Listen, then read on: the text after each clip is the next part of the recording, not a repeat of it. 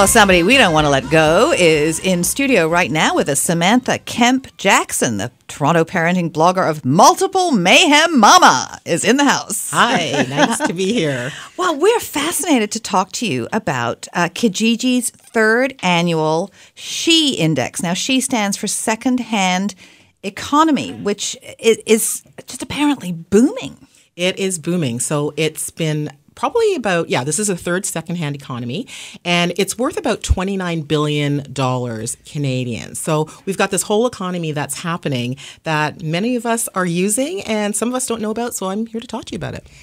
Do you even remember a world without Kijiji? I don't, because I have kids. Yeah. So I've got the app on my phone and I've got it on my desktop, and it's just kind of the natural way to do things. But there was a time, I guess, that it didn't exist. But now it's blown up. So would you call it garage sale gone mainstream? Yes and no. I mean, I guess, there's still that joy of going to a garage sale and finding the goodies and the deals. But I think what is really interesting about Kijiji and what's, kind of fun is that it's like having that garage sale on your phone or on your desktop. We all walk around with those devices, and now it's really easy to just download the app and shop at 2 in the morning. Upload, shop. Exactly. But hold on a second. You said $29 billion in secondhand transactions in 2016. Mm-hmm. That's not just booming. That's, like, to put it into context, that's larger than the GDP of Canada's agriculture, forestry, fishing, and hunting sectors combined. That's right. So we realize now that, most of us are pretty adept or pretty comfortable being online, whether it's on a desktop or on a device. And we've also realized that many of us are sitting on items that we can either give second love to, pass along, we can buy. So there's some figures in the secondhand economy. So the average Canadian who sold on the secondhand economy, they made about $1,037 on average.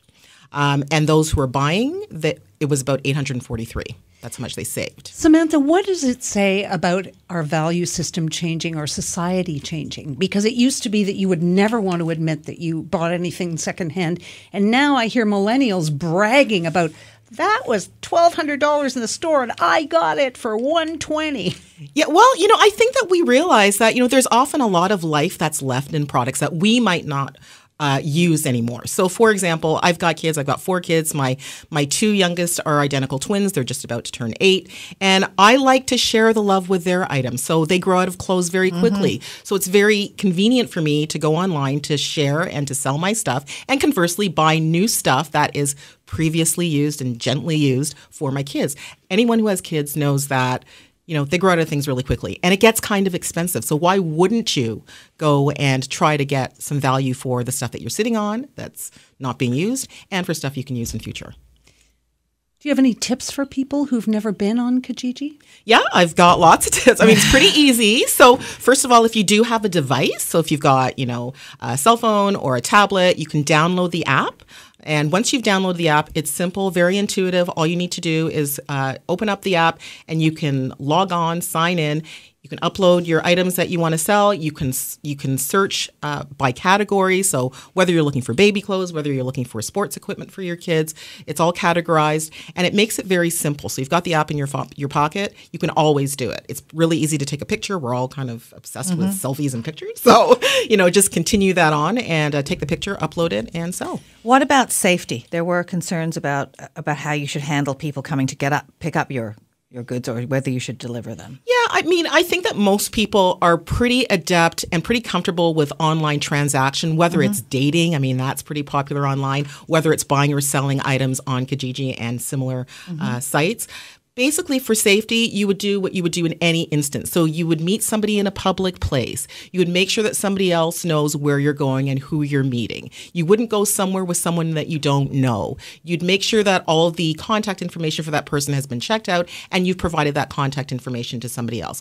But generally speaking, I mean, considering that $29 billion were bought and sold on Kijiji, there's, very little to none in terms of danger and safety. It's just basic common sense. It's basic common sense. I mean, we do a lot of things online now. So, I would use that with any online transaction. What about getting a better deal? I mean, I know people will go on and they say, I saw a couple of things, but maybe something better will come up. You know those people who are always waiting looking for some.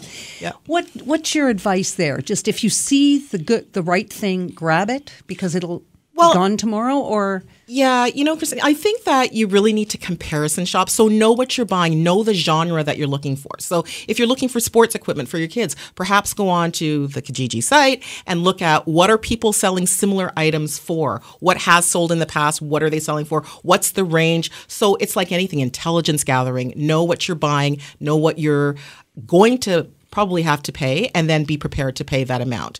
Don't be caught off guard.